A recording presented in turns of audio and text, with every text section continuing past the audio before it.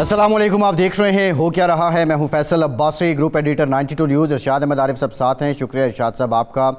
आज 12 मई 2023 है और 12 मई 2007 तकरीबन आज से 16 साल पहले उस वक्त के जो सदर थे पाकिस्तान के और तख्त नशीं थे जो पाकिस्तान पर, परवेज़ मुशर्रफ साहब, उन्होंने जो कराची में जब दंगा फसाद हो रहा था, माजूल चीफ जस्टिस इफ्तिखार चौधरी साहब की जब आमद थी, उन्होंने सिंध हाई कोर्ट बार से ख़िताब करना था। उस वक्त जो रोला हुआ, दंगा फसाद हुआ, तो परवेज़ मुशर्रफ ने मुक्का लहराया था। आज 16 साल के बाद पाकिस्तान तहरीक इंसाफ के चेयरमैन इमरान खान ने भी अदालत पेशी के मौके पे अपनी ताकत का इजहार किया है, मुक्का लहराते हुए। इमरान खान 2 दिन पहले तक जिनके बारे में ये कयास किया जा रहा था अब कितने अरसे बाद बाहर आएंगे या कितना अरसा वो जेल में रहेंगे, लेकिन 2 दिन के बाद सारी बिसात ही उलट जाती है और इमरान खान का एतमाद बढ़ता है, उनकी ताकत बढ़ती है और इस ताकत के पीछे वो गैर मामूली इंसाफ है जो आज हमें देखने को मिला, रिलीफ है जो देखने को मिला कि इमरान खान और उनके वकला इस्तदा करते गए और अदालत उनकी ज़मानतें मंजूर करती गई है। लेकिन इसके साथ साथ इमरान खान के गिरफ़्तार होने के बाद मुल्क के अंदर जो कुछ होता रहा वो भी एक बहुत बड़ा सवालिया निशान है। हुकूमत की कारकर्दगी भी बहुत बड़ा सवाल है, जो रियासती रिच है वो भी बहुत बड़ा सवाल है। लेकिन अब ये जो सारी सियासी रस्साकशी है, इसमें पीडीएम के सरबराह मौलाना फजलुर रहमान ने ये कहा है कि पीर के दिन सुप्रीम कोर्ट ऑफ पाकिस्तान के सामने धरना होगा। सुप्रीम कोर्ट जो है वो मदर ऑफ लॉ है, मदर इन लॉ नहीं है और सुप्रीम कोर्ट के इस रवैये को हम नहीं मानते हैं, लिहाजा हम धरना देंगे। इरशाद साहब, इमरान खान साहब को तो रिलीफ मिला है, गैर मामूली रिलीफ कहा जा रहा है, लेकिन मौलाना फजलुर रहमान साहब का इस तरह खुल के सामने आना, पीडीएम की हुकूमत है, हुकूमत में होते हुए आप एक इदारे के ख़िलाफ़ धरना देंगे, क्या कभी पहले भी ऐसा होता रहा है? इरशाद साहब, मेरा ये सवाल आपसे होगा, लेकिन मैं व्यूअर्स को बता दूं कि उमर अयूब साहब पाकिस्तान तहरीक इंसाफ के सीनियर रहनुमा, वो भी हमें ज्वाइन कर चुके हैं। उमर साहब, आपसे भी गुफ्तगू करेंगे। इरशाद साहब, बहुत कुछ खिलाफ रिवायत हो रहा है, लेकिन क्या ऐसी रिवायत है कि हुकूमत में होते हुए आप एक इदारे के ख़िलाफ़ एहतजाज करें? ये अजीब व गरीब और एक अफसोसनाक ही मैं कहूँगा ये सूरत होगी। 93 में वैसे हुआ था कि मंजूर भट्टू साहब की यहाँ पंजाब में हुकूमत थी, मरकज़ में हुकूमत थी मियाँ नवाज शरीफ साहब की, और उस वक्त एक धरना और लॉन्ग मार्च तरतीब दिया गया था मोहतरमा बेनज़ीर भुट्टो और नवाब नसरुल्लाह खान की सरबराही में, और उसके बाद फिर जनरल वहीद काकड़ साहब ने मुदाखलत की थी और वो लॉन्ग मार्च रुक गया था, इलेक्शन मिल गया था उनको। तो ये होना नहीं चाहिए, लेकिन अब हमारी सियासत ने एक ऐसा रुख अख्तियार कर लिया है कि आप कुछ कह नहीं सकते कि कौन सा सियासतदान या कौन सी सियासी पार्टी अपने सियासी मफाद के लिए क्या करेगी और उसमें मुल्क के मफाद को या मुल्क के जो आइन है, कानून है, अदालती नज़ायर हैं, फ़ैसले हैं, उनका क्या असर होगा, ये कोई सोचता नहीं है। लेकिन उमर अयूब साहब हमारे साथ मौजूद हैं, हम उनसे पूछ लेते हैं कि उमर अयूब साहब, ये अगर धरना दिया जाता है पीडीएम की तरफ से या हुकूमत की तरफ से, तो इसके क्या नतायज होंगे, कुछ आपने सोचा, और आपकी स्ट्रेटजी क्या होगी? अदालत आलिया के साथ आप इजहार यकजहती करते रहें तो अब क्या सूरत होगी? बिस्मिल्लाहिर्रहमानिर्रहीम, बहुत शुक्रिया आपने अपने प्रोग्राम पे मौजूद किया। सबसे पहले तो मैं ये कहता हूँ कि हम लोग तो ट्वीट भी की थी कि हम लोग तो अतिया इकट्ठा करेंगे वहाँ पे बिरयानी और हलवा पहुँचाने के लिए जो ये मौलाना साहब कर रहे हैं धरना। और दूसरी बात है, हमारा ये मुतालबा होगा कि जितनी टीयर गैस शेलिंग और लाठियां और रबर बुलेट्स और लाइव बुलेट्स हमने खाई हैं वो वहाँ पे भी हों, वो बराबरी होनी चाहिए ना, तो तब जो है वो पलड़ा जो है वो मतलब बराबर होगा। नंबर 1, जहां तक इनका मजाखाना, मैं ये कहूंगा कि ये तो एक बिल्कुल बच्चों वाली बात है कि ये सुप्रीम कोर्ट के सामने धरना देने जा रहे हैं। किस चीज का धरना? सवाल सबसे बड़ा ये है कि सुप्रीम कोर्ट ने उन्होंने बताया है ना, उमर साहब कथा कलाम माफ, उन्होंने बताया है कि ये 3-2 का फैसला हम नहीं मानते, 3 रुकनी जो बेंच बना हुआ है जिसकी पीर को उसने रखी हुई है, अपनी समात रखी हुई है, उसको हम नहीं मानते, तो इसकी वजह से हम ये धरना दे रहे हैं कि अदालत आपके साथ जो है वो हुस्न सलूक कर रही है और हुकूमत के साथ या हुक्मरान इत्तेहाद के साथ उसका सुतली माँ वाला सलूक है। वजह तो बता दी उन्होंने।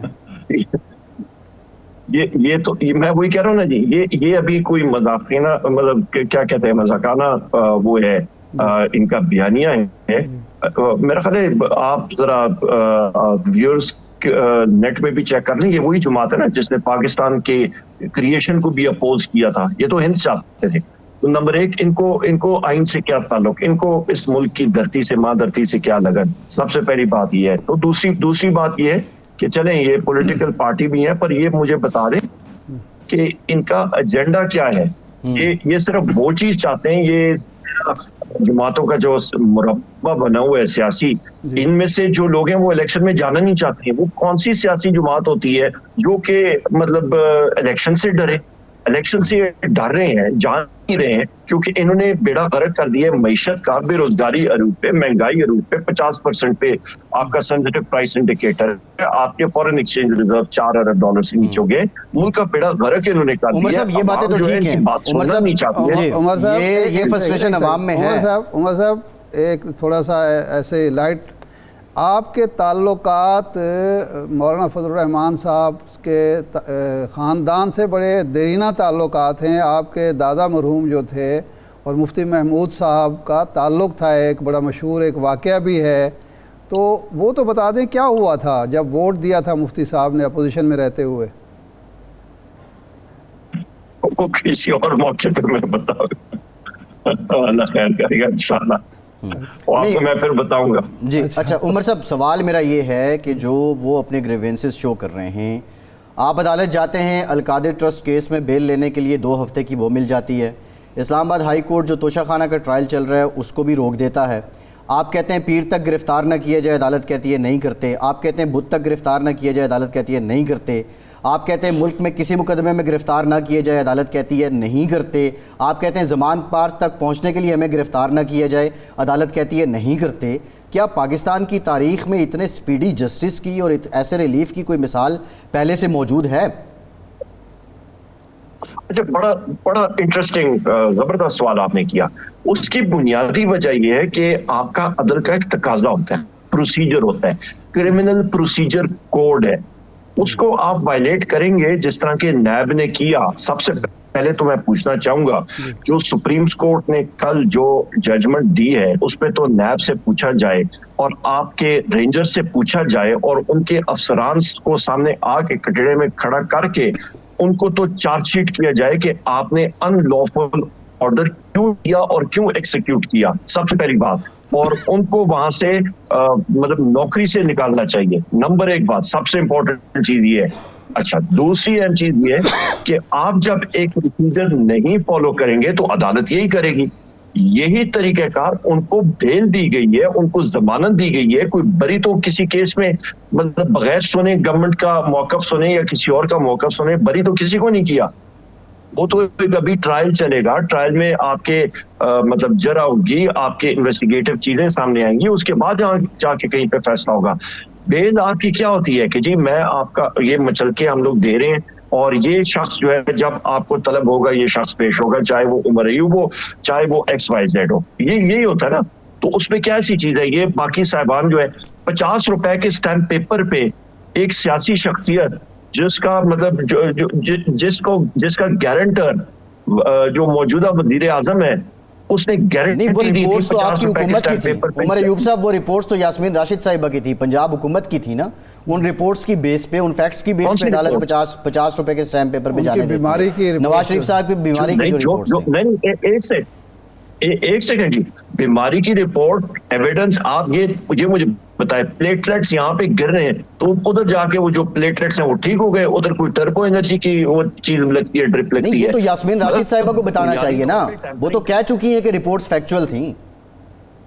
यास्मीन राशिद जो मर्जी है, 50 रुपए के स्टैम्प पेपर पे जो शख्सियात यहाँ से बाहर गई हैं उनको भी तो फिर अदालत ने अलाउ किया था ना, मैंने या आपने तो नहीं किया था, तो उसके बारे में कोई बात नहीं करता। तो ये चीजें जो है इस पे मेरा ख्याल है ये इनकी बचपगाना सोच है, इससे ये बाहर निकले। जब इनको अच्छी लगती है बात तो मीठा मीठा हापा, कड़वा कड़वा थू, ये तो बात नहीं चलेगी। सही है। अच्छा, अब उमर अयूब साहब एक बात बताएं कि ये जो सूरत हाल 9 मई को हुई, अफसोसनाक सूरत हाल, पूरे मुल्क में जो हंगामा आराई हुई, इस तरह से आपके कारकुनों ने जलाओ घिराव किया।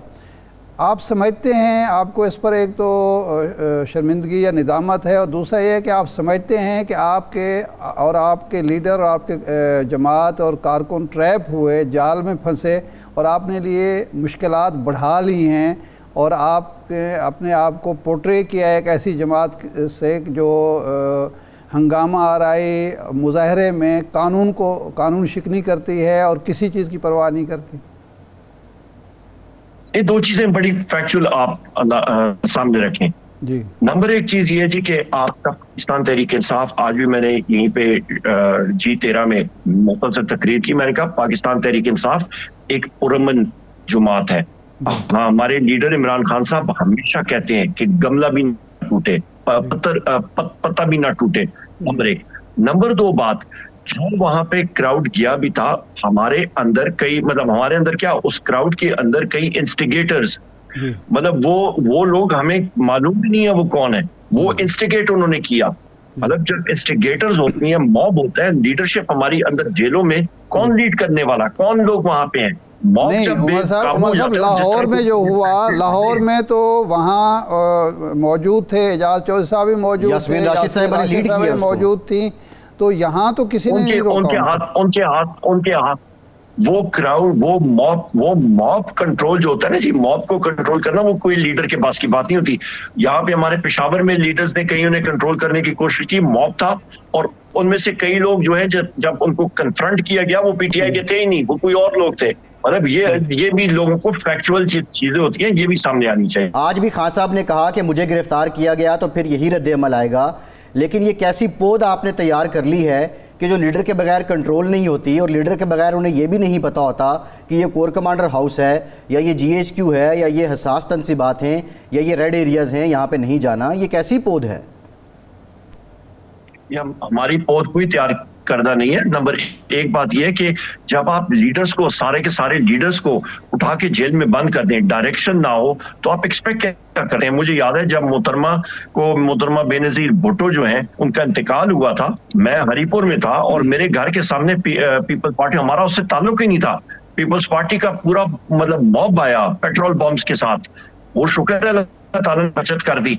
तो मतलब आप जब मॉब आता है तो उस पे जब लीडर नहीं होता, और जो जलाओ और गिराओ 3 दिन के लिए पूरे पाकिस्तान में ट्रेनिंग चली, वो लोग भूल जाते हैं पाकिस्तान रेलवेज का क्या हुआ, तो सरकारी अमलाक का सिंध में क्या हुआ।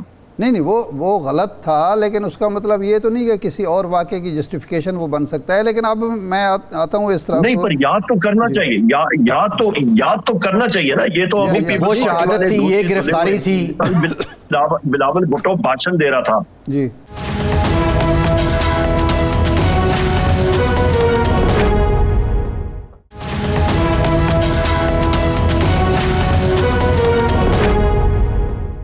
नहीं, वो ठीक है। अच्छा, ये फरमाएं कि अब आपने एक एहतजाज किया, वो सिलसिला अभी जारी है, खान साहब बाहर आते हैं तो रुक जाएगा, लेकिन अब वो एहतजाजी तहरीक PDM चला रही है। तो ये एक जो सूरत हाल दोनों हुकूमत और अपोजिशन के दरमियान सड़कों पर मुकाबले की आ गई है, इसके नतीजे में इमरजेंसी की तरफ जाते हैं या कोई गैर जमहूरी मुदाखलत होती है, तो सियासतदान ही इसके ज़िम्मेदार होंगे।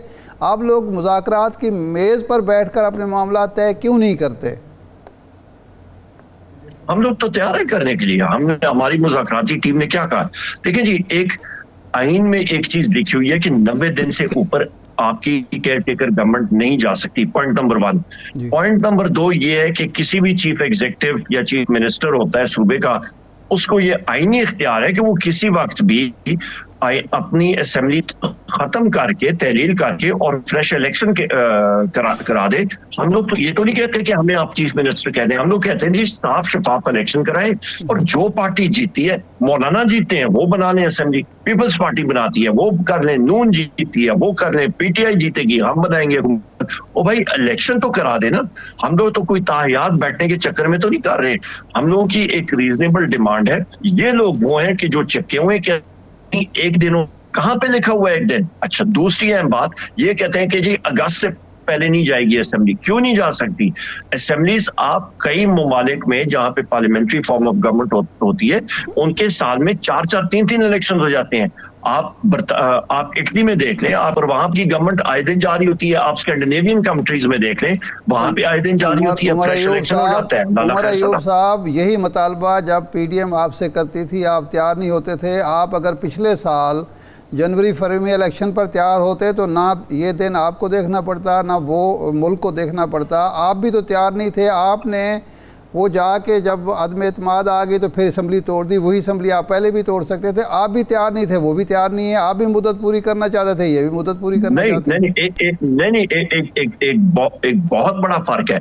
हम लोग तो कह रहे हैं पहले सूबाई असेंबली का इलेक्शन करा देना। सूबाई असेंबली हम लोगों ने खुद तोड़ी फ्रेश मैंडेट के लिए। आइन में लिखा है आप कर सकते हैं, हमने किया। आइन शिकनी तो ये कर रहे हैं, हम तो नहीं कर रहे हैं। आप, हमारी सूबाई असेंबली, हमारे चीफ एग्जीक्यूटिव, चीफ मिनिस्टर्स ने आइन के ऐन मुताबिक तोड़ी, और इस चीज के तहत कि जी हम लोग मैंडेट लेना चाहते हैं। वो तो ये लोग हैं जो कि चिपकते हैं कि नहीं हम लोग नहीं कराना चाहते इलेक्शन। भाई क्यों नहीं कराना चाहते? हमारी मर्जी है। ये तो मर्जी तो नहीं चलती है आपकी। नहीं, वो ठीक है। जो मेरा सवाल था कि ये जो महाजराई मज़ीद बढ़ा रहे हैं आप भी और वो भी, अब वो सड़कों पर वो भी आ रहे हैं, तो इससे जो ख़तरात हैं वो तो बढ़ गए हैं। अगर जो मुज़ाकरात शुरू हो गए थे, आप खान साहब ये शर्त आयद ना करते कि 14 मई से पहले असम्बली तोड़ें, तो शायद वो मुज़ाकरात कामयाब होते, कहीं इत्तेफाक राय हो जाता। आपने शर्त आयद कर दी। अब 14 मई के इलेक्शन भी आपको नहीं मिले, और अब जो सितंबर में वो देने के लिए तैयार थे उसकी भी कोई उम्मीद नहीं है। नहीं जी, ये कोई, हमें कोई अतिया तो नहीं चाहिए ना इनकी तरफ से। हम तो आइन के, हमारा हक है जो हम लोग मांग रहे हैं, इनकी देने वाली चीज तो नहीं है। ये तो आइन में, पाकिस्तान का आइन है जो जिसकी हम लोग डिमांड कर रहे हैं। इनके मेहनत तो नहीं है, नंबर 1। नंबर 2, उस मुज़ाकरात में जावेद लतीफ़ और ये बाकी इनके जो लोग हैं, ये कैसी बातें कर रहे थे। वो मुज़ाकरात कोई अच्छे एटमॉस्फेयर में हो रहे थे। वहां पे इनके अपने मुस्लिम लीग नून के जो लोग हैं, वो उस एटमॉस्फेयर को विशिएट कर रहे थे, खराब कर रहे थे। क्या बात रह गई? जो वहां पे लोग बैठे हुए थे, उनके पास अथॉरिटी नहीं थी वो बात करें। सही है। बाहर जाके ये बताएं उमर अयूब साहब, ये फरमाएं कि ज़ाहिर बात है मुकदमात होंगे, खा वो इंतकामी हों या जायज़ हों, गिरफ्तारियाँ सियासतदानों की होती हैं। वो कौन सा तरीका है गिरफ़्तारी का जो खान साहब को अगर गिरफ़्तार किया जाए तो आप एहतजाज नहीं करेंगे, सड़कों पर आके तोड़ फोड़ नहीं करेंगे? वो तरीका बताएं। जी, तरीक़ाकार 2 होते हैं आपके। जो नायब ने इख्तियार किया, जज साहब ने भी उनसे पूछा कि भाई आपने तरीक़ेकार अख्तियार किया, जो कानून में लिखा हुआ है। ड्रम्ड अप चार्जेस आप उठा के, जिस तरह के मियाँ इकबाल के खिलाफ उन्होंने कहा जी मोबाइल चोरी का है, ये तो मतलब अभी मतलब आदमी वो क्या कहते हैं, हंसी निकलती है, और क्या कह सकते हैं इंसान। इस तरह के चार्जेस, ड्रम्ड अप चार्जेस के ऊपर आप आके किसी को विक्टिमाइज करना चाहें, वो तो काबिल कबूल किसी को नहीं होता। और दूसरी बात ये कि आप आके एक प्रॉपर तरीकेकार होता है। आपको याद है हमारी हुकूमत थी, रायवेंट के ऊपर जाके वो बाकायदा वारंट्स चश्मा होते थे, और उसके बाद बातचीत होती थी, उसके बाद मतलब जाते थे। कभी इस तरह नहीं हुआ कि जी अंदर धावा बोल दिया, जिस तरह जमान में मॉडल टाउन पे सीढ़ियां लगा के नैब का अमला जाता था। उमर अयूब साहब, मॉडल टाउन पे सीढ़ियां लगा के दीवारें फैला के जाते थे। 21 जुलाई 2018 को हनीफ अब्बासी को अदालत के अहाते से गिरफ्तार किया जाता है, जज के सामने गिरफ्तार किया जाता है। ये गिरफ्तारियां तो पहले होती नहीं है उमर साहब। रायवेंट के कौन से गेट को तोड़ा गया बुलडोजर्स के साथ और आर्मर्ड पर्सनल कैरियर्स के साथ? मॉडल टाउन की बात कर रहा हूं। कौन सा इनकी तोड़फोड़ की गई? मॉडल टाउन के कौन से घर को रैंसैक किया गया इनके? गेट नहीं तोड़े गए, दीवारों पे सीढ़ियां लगा के फैलांगी गई दीवारें।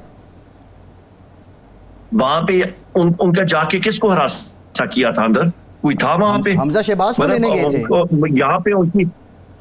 जी अच्छा, ये फरमाएं किसको? हमजा शहबाज को लेने गए थे। हमजा शहबाज को लेने गए थे। वहां पे उनके घर को कोई रैंसैक किया था? नहीं उमर अयूब साहब, असल मसला ये है कि आपने भी और मौजूदा हुक्मरानों ने भी साबका किसी ने पुलिस की तरबियत नहीं की। इन इदारों को ये सिखाई गई, तमीज़ नहीं गई कि जी गिरफ़्तारी करनी है तो चादर और चार दीवारी का तकद्दुस पामाल नहीं करना, कानूनी रास्ता अख्तियार करना, ये तो एक हकीकत है, आप भी मानेंगे, सब मानते हैं। अब आगे चलते हैं, ये बताएं कि अगर वफाकी हुकूमत की तरफ से इन हंगामों की बुनियाद पर PTI पर पाबंदी लग जाती है तो आपने सोचा है कि आप क्या करेंगे? क्योंकि मवाद तो उनके बन गया है। कानूनी इनका ये पाबंदी या लगाएं या ना लगाएं, कानूनी रास्ता हमारे पास है, इंशाल्लाह वो करेंगे। कानूनी चाराजोई जो है वो करेंगे। इनके कहने से, इनकी विश लिस्ट से तो नहीं होता ना जी। ये तो बहुत सारी चीजें विश करते हैं, इनकी ख्वाहिशात पे तो दुनिया नहीं चलती है इनकी। जी बिल्कुल। मिसाल तो उनके पास होगी ना, तहरीक लब्बाइक पे आप पाबंदी आपके दौर में लग गई थी, वो भी हंगामा आ रही थी इसी तरह की। वो मतलब अभी पाकिस्तान तहरीक इंसाफ पूरी दुनिया में मकबूल एक जमात है, पाकिस्तान की सबसे बड़ी जमात है। पॉपुलैरिटी इमरान खान साहब की 75% है। ये सारे के सारे 13 मतलब रुकनी सर्कस में कहूँगा, इनकी पॉपुलैरिटी है नहीं, फील्ड से भाग रहे हैं, कंपैरिजन ही नहीं है। सही है, बहुत शुक्रिया जी उमर अयूब साहब, आपके वक्त तहरीक इंसाफ के रहनुमा हमारे साथ मौजूद थे। कुछ कानूनी निकात हैं जिस पे हम कोशिश करेंगे ब्रेक के बाद, जो कानून माहिरीन हैं उनसे हम जानेंगे। जो इमरजेंसी की आज तजवीज़ आई थी काबीना के इजलास में, फिर ये भी रिपोर्ट हुआ कि फ़िलहाल इसको मौखर किया गया है। इमरजेंसी के लिए क्या मौजूदा हालात मुतकाज़ी हैं, ब्रेक के बाद इस पर बात करते हैं, हमारे साथ रहिए।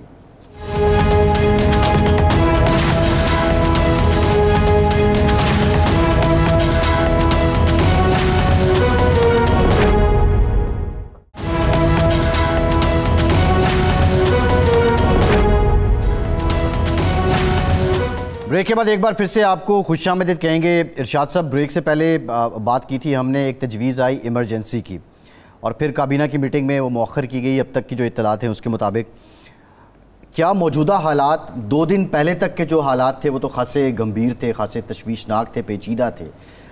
जो पिछले 24 घंटे हैं वो अल्हम्दुलिल्लाह पुरअमन हैं निस्बतन। तो ये क्या हालात इमरजेंसी के मुतकाज़ी हैं? अच्छा देखिए, आज का और कल का जो अदालत का रोल है उससे तो ये लगता था और महसूस होता था कि एक वो जो कहते हैं ना कि अक्लमंदी और दानिश जो है वो गालिब आ रही है और अदालतें रास्ता दे रही हैं सियासतदानों को कि आप महाज़ाराई, लड़ाई झगड़ा फसाद छोड़ के हालात को नॉर्मल करें और मामलात कुछ तय करें आपस में। कल चीफ जस्टिस साहब ने कहा भी। अच्छा, आज हालात कदरे नॉर्मल हुए हैं उस तरफ से, और इमरान खान की रिहाई से बहरहाल जो वर्कर है उनका उसको थोड़ा सा हौसला मिला है और वो सड़क से उठ के आगे है। तो ऐसी सूरत में अब दूसरी तरफ मौलाना जो हैं और शायद नवाज शरीफ साहब भी उसके पीछे हों कि वो उस पर तेल डालना शुरू हो गए हैं। और ये इमरजेंसी का सोचना है इस मौके पर, इस कानूनी फालियत के पहलू क्या हैं इस पर डिस्कस करते हैं मेरे ख्याल है। वसीम सज्जाद साहब पाकिस्तान के साबिक सदर भी हैं, साबिक चेयरमैन सेनेट हैं, मायनाज कानून साज, मायनाज कानूनदान हमारे साथ लाइन पे मौजूद हैं। वसीम साहब बहुत शुक्रिया आपके वक्त का। वसीम साहब, ये जो पिछले 72 घंटे या पिछले 100 घंटे हम कर लें, क्या पाकिस्तान में ये हालात मुतकाज़ी थे आइन की रूह से कि इन हालात में इमरजेंसी का निफाज हो सकता था? और कानूनी तौर पर इमरजेंसी के लिए क्या होना चाहिए, आइन क्या कहता है इस हिसाब से? देखिए, कम से कम मेरी दानिश में तो ऐसे हालात नहीं कि इमरजेंसी का नफाज किया जाए।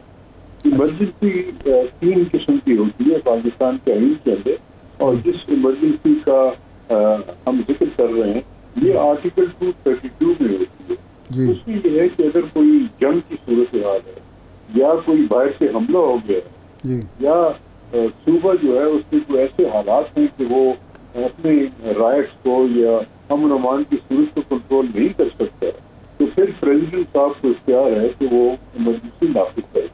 जब इमरजेंसी नाफिज हो जाती है तो उसमें बुनियादी हकूक भी मुअत्तल हो सकते हैं, सूबाई गवर्नमेंट को भी टेक ओवर किया जा सकता है। और सबसे अहम मौजूदा सूरत हाल में ये है कि असेंबली की जो टर्म है, जो टेन्योर है, वो साल तक बढ़ाई जा सकती है। और मेरे ख्याल में जिस तरह से सोच हो रही है वो गालिबन यही होगी कि किस तरीके से हम मौजूदा कौमी असेंबली की जो मुद्दत है उसको बढ़ा दें। तो मेरी दानिश में तो हालात ऐसे नहीं है, लेकिन उस तरफ मेरे ख्याल में हालात उस तरफ जा रहे हैं और शायद कोशिश की है कि उस तरफ जाए। क्योंकि अभी मैं देख रहा था कि मौलाना फजल रहमान साहब ने एक कॉल दी है कि जितने उनके वर्कर्स हैं वो सुप्रीम कोर्ट के सामने 3 वाले दिन धरना देंगे। तो अब ये जब जुडिशरी पे इस तरह हमले शुरू हो गए और हजारों की तादाद में वहाँ पे लोग जमा हो गए, तो फिर जो मुखालिफ पार्टियां हैं वो भी कोशिश करी कि हम इस सूरत हाल पे असरअंदाज होने की कोशिश करें, तो क्लैशेस का भी खतरा होता है। अब ये सूरत हाल क्या बनती है, लेकिन ये कोई अच्छा कदम नहीं है, क्योंकि अदलिया सदियों बाद उनकी जो रवायात होती हैं वो अदलिया बनती है, और हमारी अदलिया को कई 100 साल लगे हैं कि उस मुकाम पे पहुंची है। कभी ऐसा नहीं हो अदलिया को इतना मुतनाज़ बना दिया। अब ये कोशिश हो रही है कि अदलिया को भी मुतनाज़ बना दिया जाए। तो ये पाकिस्तान के लिए, पाकिस्तान के अवाम के लिए, पाकिस्तान की हुकूमत के लिए, किसी के लिए भी अच्छा कदम नहीं है। और अच्छा वसीम सज्जाद साहब, ऐसा ना हो। वसीम सज्जाद साहब, कता कलाम माफ़, ये फरमाएं कि आप ये कह रहे हैं कि इस वक्त हालात एमरजेंसी के नहीं हैं, लेकिन पीर से ऐसे हालात क्रिएट हो सकते हैं कि जिसकी वजह से एमरजेंसी हो, और एमरजेंसी लगाने का मकसद जो होगा वो असम्बली की मियाद बढ़ाना, मुद्दत बढ़ाना होगा। क्या मैं सही समझा हूँ? जी, यही लग रहा है जी। इस वक्त एमरजेंसी के हालात नहीं है, कोशिश मेरा ख्याल में की जा रही है कि हालात ऐसे बन गए, तो ये अच्छा नहीं होगा। अगर इस तरह के हालात बन गए तो वो न जुडिशरी के लिए, ना आइन के लिए, ना कानून के लिए, किसी के लिए अच्छा नहीं होगा। तो इससे गुरेज करना चाहिए। और जो दूसरा रास्ता सुप्रीम कोर्ट ने कहा है कि बैठ के बात करें, कौम से बात करें, मुझे कुछ अंदाजा हो रहा है कि CPI वाले भी राजी है बातचीत करने पे, और तारीख जो है इलेक्शन की उस पर कुछ तनाज़ा आ रहा है, तो मेरे ख्याल में वो बेहतर रास्ता होगा, बजाय इसके कि धरना दिया जाए, लोग इकट्ठे किए जाए और जो हमारे आला तरीन इदारे हैं उनको तनाज़ा बनाए। जी अच्छा वसीम साहब, ये फरमाएं कि एक तो हुआ कि हुकूमत मुद्दत बढ़ाने के लिए या कोई और गेम जो सियासी हो सकती है उसके लिए एमरजेंसी लगा देती है, अदालती बुनियादी हकूक़ मुअत्तल हो जाएंगे, अदालती इख्तियारात पर भी कोई कदगन लगेगी, और क्या अदालतों का रिएक्शन, मुतवक्किर रिएक्शन क्या होगा? पहली चीज़ तो ये है जी कि जो बुनियादी हकूक़ हैं वो मुअत्तल हो सकते हैं, जरूरी कि इमरजेंसी के नफाज से वो ऑटोमेटिक हो जाए, लेकिन जब नफाज किया जाता है इमरजेंसी का तो ये भी ऑर्डर किया जा सकता है कि बुनियादी हकूक़ को मुअत्तल किया जाए। तो माजी में हमने देखा है कि जब भी इस तरह की सूरत हाल हुई है तो लोग इसको उन्होंने चैलेंज किया है हाई कोर्ट में, सुप्रीम कोर्ट में, तो फिर वहाँ पे साबित करना पड़ता है कि हाँ जी ऐसे हालात थे, आइन के मुताबिक इमरजेंसी को सही और कानूनी तौर पर लागू किया गया। क्योंकि इमरजेंसी नाफिज करना एक बड़ा संगीन कदम होता है, तो उसको अदलिया देखेगी और एन मुमकिन है कि अच्छी इत्तेफाक न करे और इसको सर्टिफाइड कर दे। बहरहाल ये तो क्या होता है मुस्तकबिल में कहा नहीं जा सकता, लेकिन अदलिया जो है वो इसमें मुदाखलत कर सकती है। अच्छा, सदर ममलकत का क्या इख्तियार होगा या क्या उसमें किरदार होगा एमरजेंसी के निफाज में? ये जो भी इक़दाम किए जाते हैं वो सदर ममलकत करते हैं, लेकिन जो रूह है आइन का वो तो यही है कि सदर ममलकत जो भी करेंगे वो वज़ीर-ए-आज़म के मशवरे पे करेंगे, उनकी एडवाइस पे करेंगे। लेकिन यहाँ पे भी डेडलॉक आ सकता है, क्योंकि सदर की एक अपनी हैसियत है, उनका तल्लुक एक और पार्टी से रहा है, तो मुमकिन है वो अगर एडवाइस आए उस पर वो अमल दरामद न करें तो ये भी कॉन्स्टिट्यूशनल डेडलॉक हो जाएगा कि अब क्या किया जाए। तो ये जो चीज़ें हैं जी हमने रखते ही आगे चलने के लिए। अच्छा वसीम साहब, एक नुकता और भी है कि अगर इमरजेंसी की सूरत में असम्बली की मुद्दत 1 साल बढ़ जाती है तो जो इलेक्टोरल कॉलेज है वो मुकम्मल नहीं है, तो क्या सदर पाकिस्तान का जो ओहदा है या जो इसका भी 1 साल में इजाफा हो जाएगा, 1 साल मुद्दत के लिए बढ़ जाएगी इसकी? अगर कोई इलेक्टोरल कॉलेज मुकम्मल नहीं है तो यकीनन फिर वो मामला ताख़ीर में चला जाएगा और इसका असर पड़ेगा प्रेसिडेंशियल इलेक्शन पे भी। तो ये बात, ये सारे जो मसाइल हैं ये आएंगे, तो बेहतर तो यही है कि आइन जो है एज इट इज उस पर अमल दरामद किया जाए और कोशिश की जाए कि क़ौम तफसील से मामला को हल किया जाए और आगे बढ़ाया जाए। सही है। अच्छा वसीम साहब, हुकूमत की तरफ से राना सनाउल्लाह साहब बात करते हैं एग्जेक्टिव ऑर्डर की, फिर हमारे यहाँ बहुत बड़ी डिबेट ये भी चलती है कि सुप्रीम कोर्ट जो अदलिया के डिसीजन हैं उनको बदल भी सकती है। या उस डिसीजन को चेंज कर सकती है। तो इसके लिए आइन क्या कहता है? क्या किसी एग्जेक्टिव ऑर्डर के ज़रिए किसी इदारे के सरबराह को हटाया जा सकता है? चीफ जस्टिस को हटाया जा बिल्कुल नहीं जी। सुप्रीम कोर्ट और हाई कोर्ट को के जज को हटाने के लिए एक मखसूस तरीकाकार आइन में दिया गया है। वो आर्टिकल 209 है, जिसके तहत अगर किसी जज के खिलाफ शिकायत है और शिकायत उसको कहते हैं मिसकॉन्डक्ट, यानी कि उन्होंने अपना जो कॉन्डक्ट का एक कायदा है उसकी खिलाफ वर्जी की है, तो फिर ये सुप्रीम जुडिशल काउंसिल में मामला जाता है। Supreme judicial council 3 supreme court के जो सीनियर तरीन जजेस हैं और हाई कोर्ट के 2 सीनियर चीफ जस्टिस उस पर मुश्तमिल होता है, और वो फैसला करते हैं कि क्या कोई जज अपने ओहदे पे रहने के काबिल है कि नहीं। अगर वो समझे कि जो इल्जाम है साबित हो गए तो उसको बरतरफ किया जाता है। सही है। ये कोई नहीं है कि एग्जेक्टिव ऑर्डर से किसी जज को निकाल दिया जाए। ये तो बिल्कुल ही मजाक हो जाएगा कि आप सुप्रीम कोर्ट और हाई कोर्ट जजेस को एग्जेक्टिव ऑर्डर से निकाले, तो ये तो जुडिशरी खत्म हो जाएगी, ऐसी बात नहीं होती। अच्छा वज़ीर सजाद साहब, ये फरमाएं कि 14 मई को इलेक्शन का हुक्म दिया चीफ जस्टिस ऑफ पाकिस्तान के बेंच ने, 3 रुकनी बेंच ने पंजाब में। 14 मई अब आ गई, आज 12 गुजर गई, तो 2 दिन बाद इलेक्शन तो नहीं हो रहे। अगर इलेक्शन नहीं होते और हुकूमत ने वो होने नहीं दिए, इलेक्शन कमीशन ने नहीं होने दिए, पार्लियामेंट ने नहीं होने दिए, तो क्या ये अदालत कोई कार्रवाई वज़ीर आज़म के ख़िलाफ़ या किसी वज़ीर ख़जाना और वज़ीर कानून और वज़ीर दिफा या किसी के ख़िलाफ़ कर सकती है किसी किस्म की हुकूमतौली पर? जी, अभी तक जो सूरत हाल है वो ये है कि कोई स्पेसिफिक डायरेक्शन किसी को नहीं दी गई कि आपने इस पे अमल दरामद करना है। यानी इसमें प्राइम मिनिस्टर को कोई अहकामात नहीं है, किसी और अथॉरिटी को नहीं है। तो पहली चीज तो ये है कि ये जो इलेक्शन कमीशन है, इन्होंने एक नजरसानी की दरखास्त की हुई है जो कि गालिबन अगले हफ्ते सुप्रीम कोर्ट उस पर समाप्त करेगा।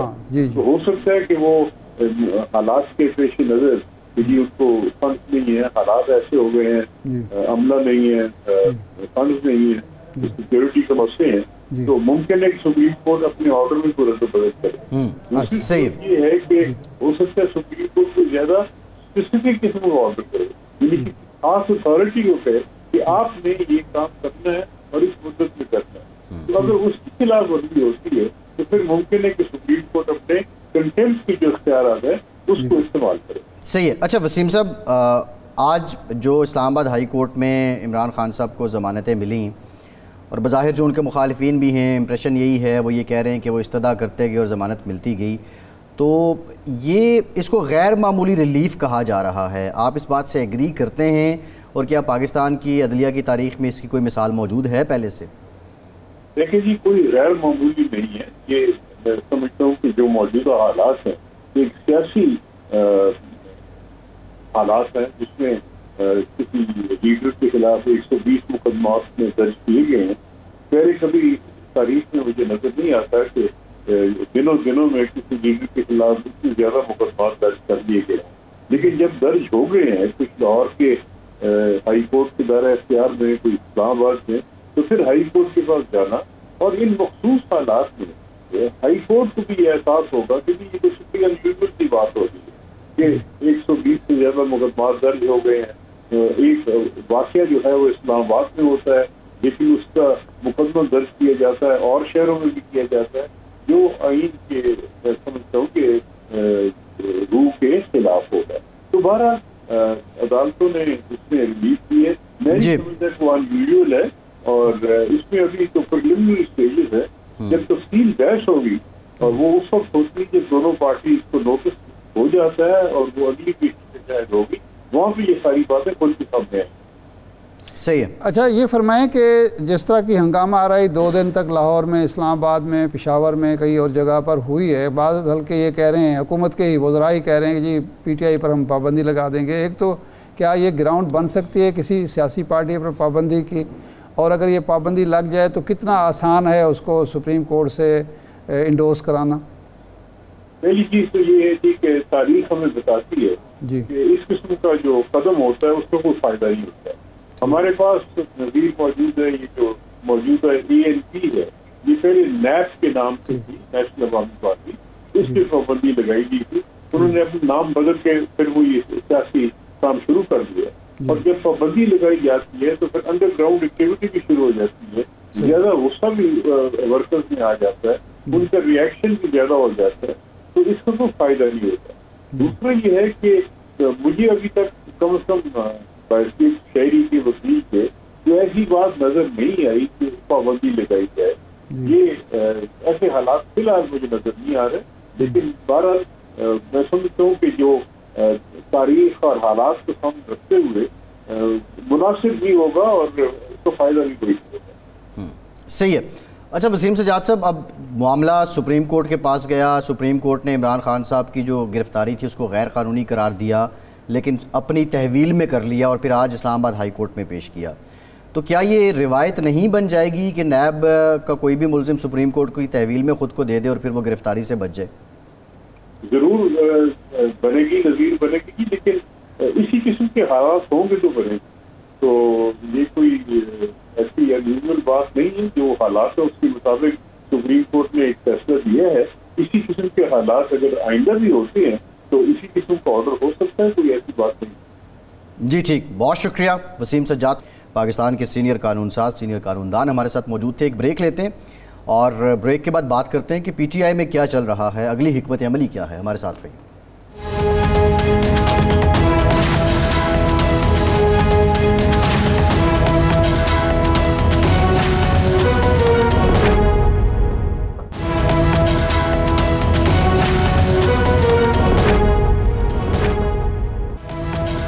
ब्रेक के बाद एक बार फिर से आपको खुशामदीद कहेंगे। इरशाद साहब, अब मौलाना फजल रहमान की जो प्रेस कॉन्फ्रेंस है वो बड़ी जानदार थी और बड़ी धुआंधार किस्म की प्रेस कॉन्फ्रेंस थी।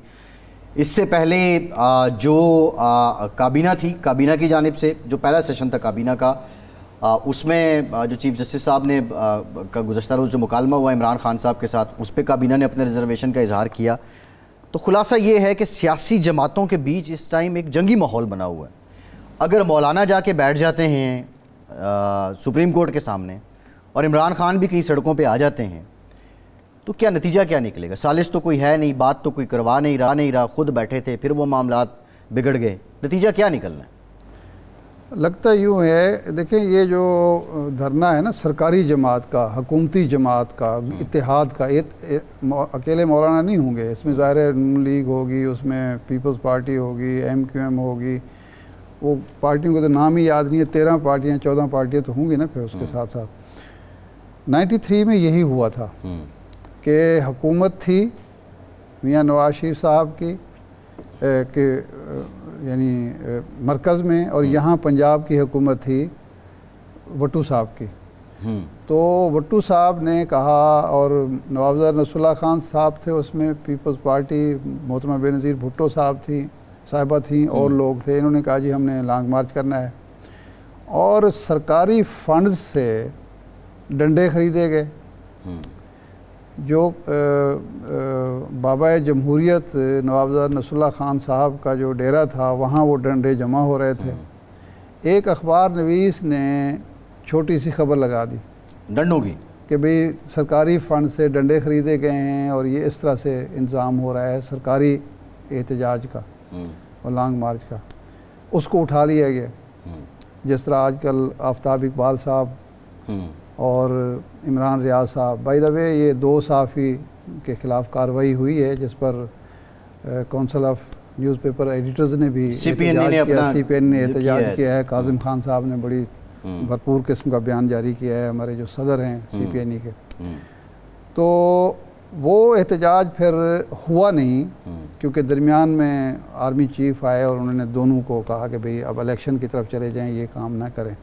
अब ये तो एक सूरत ये हो सकती है कि ये मकसद इसका यही हो कि जी हम चूँकि हुकूमत हमसे चल नहीं पा रही, अदालतें हमें चलने नहीं दे रही और हमारे मुखालिफ को रिलीफ मिल रहा है मुसलसल, तो इसलिए एक तो ये हो कि हम वो रिलीफ से आगे का इल्ज़ाम इरशाद साहब, वो कहते हैं सुप्रीम कोर्ट गबन का तहफ़्फ़ुज़ कर रही है मौलाना फजल रहमान। हाँ वो कह सकते हैं 60 अरब रुपए का। वैसे एक तो बात ये है कि अलकादिर ट्रस्ट केस में सवाल तो ये भी होना चाहिए था कि ये जो इल्ज़ाम इमरान खान की ज़ात पे लग रहा है, इमरान खान का इंप्रेशन ऐसा नहीं है, इसमें जो इसमें जो दिलचस्प बात अब है, हम ये देख रहे हैं फलां डंडा उधर चल गया, फलां पत्थर उधर बरस गया। नहीं, ये इसमें जो दिलचस्प बात है, इसके दो किरदार, अहम किरदार, ये जो पैसा ट्रांसफ़र हुआ है ना, पैसा तो क्या है सुप्रीम कोर्ट के फंड में जी, पैसा जो है वो इमरान खान या हुकूमत या कोई नहीं, सुप्रीम कोर्ट के फंड में। लेकिन दो किरदार हैं जिनका नाम ही नहीं आ रहा कोई जी। ये डील थी जो पकड़ी गई, वो थी मलिक रियाज की और हसन नवाज साहब की जी, जो साहबजादे हैं जनाब नवाज शरीफ साहब के। और वो डील वहाँ पकड़ी गई, वहाँ वो चला, सारा कुछ पता चला, तो फिर इनका एक एग्रीमेंट हुआ खुफिया NCA के साथ, नेशनल वो जो उनकी एजेंसी है। लेकिन उसको कानूनी तहफ़्फ़ुज़ इमरान खान ने दे दिया। तहफ़्फ़ुज़ इमरान खान की हुकूमत ने दिया और इमरान खान ने दिया और वो पैसा पाकिस्तान में आया। लेकिन हसन नवाज का कोई जिक्र नहीं आ रहा, ना मलिक रियाज का जिक्र आ रहा है। बिलावल भुट्टो साहब ने नाम लिया मलिक रियाज। हाँ, मलिक वो बिलावल साहब ने नाम लिया, कोई नाम नहीं ले रहा था, कोई और नहीं ले रहा था। अच्छा, अब बिलावल साहब का मलिक रियाज साहब का नाम लेना ये बड़ी हाँ बड़ी बात है।